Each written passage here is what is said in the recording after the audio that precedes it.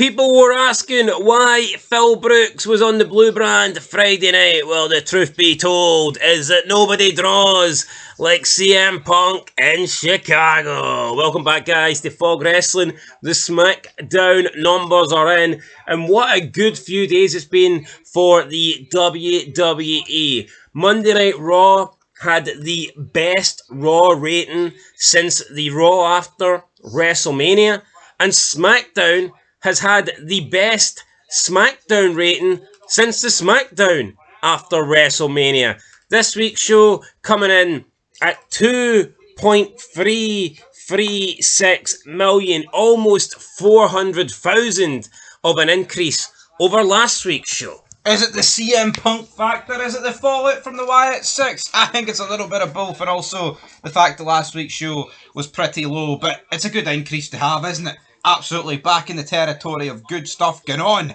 post-WrestleMania. Well, it's the best two ratings for Raw and SmackDown since the post-shows from WrestleMania, and obviously both of those shows did well because it was WrestleMania weekend, WrestleMania Fallout.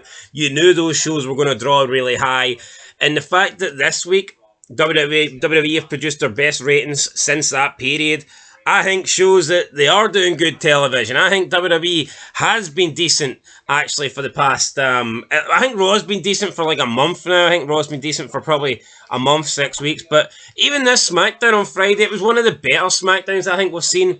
I would say one of the better SmackDowns of the year, especially if you take away... If you don't factor in The Rock, then it's probably the best SmackDown of 2024.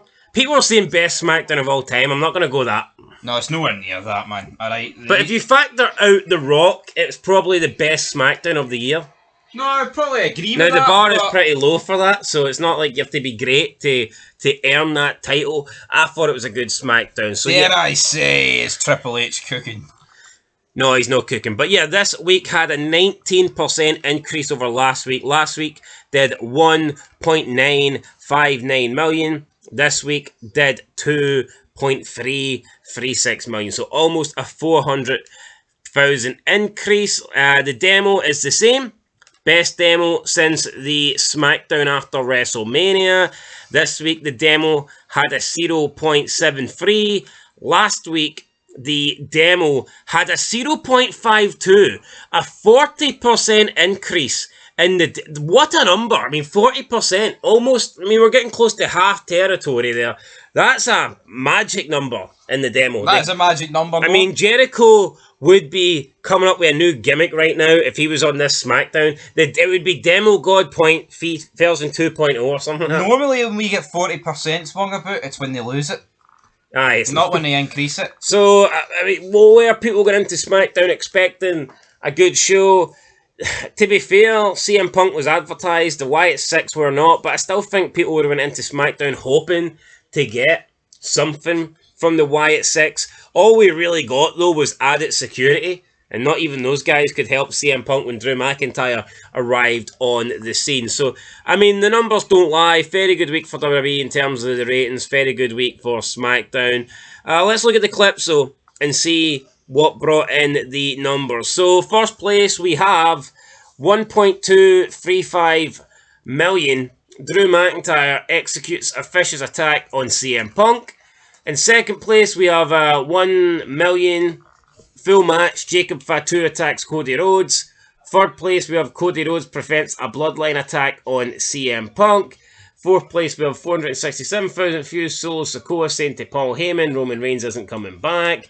Fifth place, we have the full SmackDown highlights that did 449,000 views. And in sixth place, we had CM Punk returning to a wild hometown reaction in Chicago. And then in seventh, it was Escobar brawling with LA Knight. That did 272,000 views. But, I mean, you look at the top 6 clips and they all involved either CM Punk or the Bloodline. So no surprise there, really. No surprise there. I mean, the CM Punk clip about the entrances, sometimes they do big, sometimes they won't. When he's involved in like 3 other segments, you can see why it wouldn't draw as big. As for Escobar, is it any surprise he's doing there? I kind of feel for LA Knight though.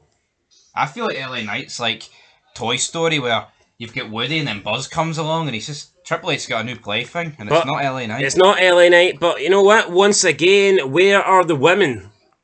on these clips. Where's the high fuse with the women? I mean, they don't exist. No, they don't Liv exist. Morgan's not on SmackDown. I don't think anybody cares.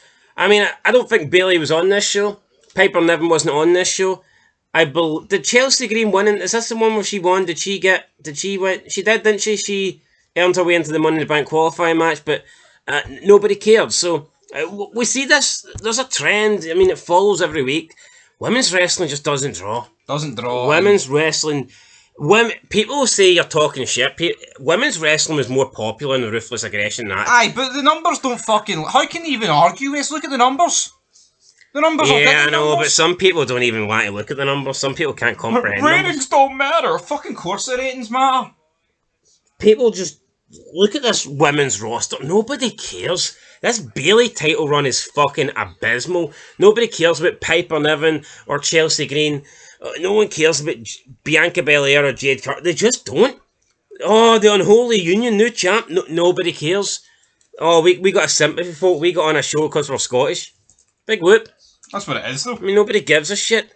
The only woman that's doing any sort of numbers right now is Liv Morgan on Raw, and we all know why that is. So, look, guys, the numbers don't lie. Scott Steiner said that once, and he was telling the truth. He was telling the truth. Numbers don't lie. Ratings do matter. And it's funny how they matter, though, when one company's like doing well, but when they're doing bad, they don't matter.